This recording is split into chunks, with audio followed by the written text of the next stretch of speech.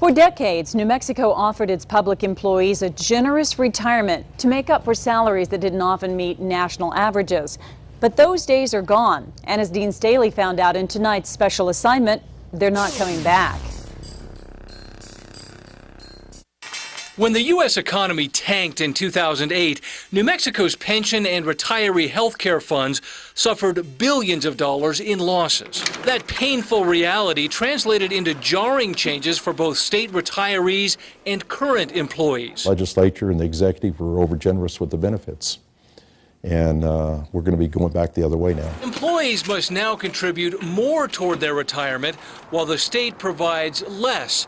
Retirees have had to pay higher health insurance premiums and work longer to be able to retire. But the chairman of the Legislative Finance Committee says that isn't enough. I think next year's figures will even be more discouraging. The news gets worse. A report is going to be released tomorrow on the 3 state funds that support public retirees. When it comes to having enough money to cover their obligations, not a single one of them meets industry standards. ERB, the Education Retirement Program, is actually in worse shape than the PERA, but both of them are still trending down. It's recommended that you should have 80% of your obligations covered by your assets.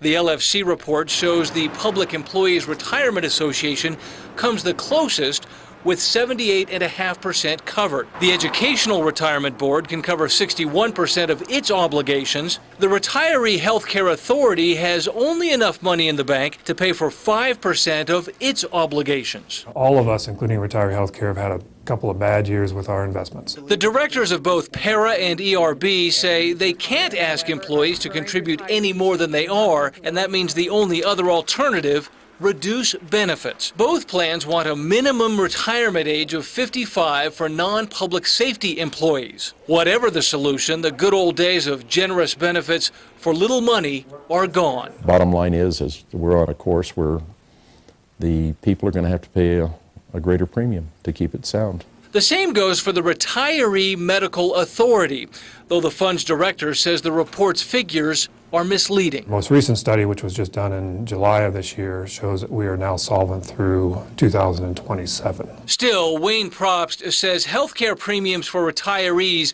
will continue to rise to keep pace with inflation. The directors of all 3 funds insist that while changes are inevitable, there is no risk any of them will go belly up in the near future. On special assignment, Dean Staley, KRQE News 13. The Legislative Finance Committee is set to hear the report on fund solvency tomorrow at 8 a.m. during a hearing in Red River.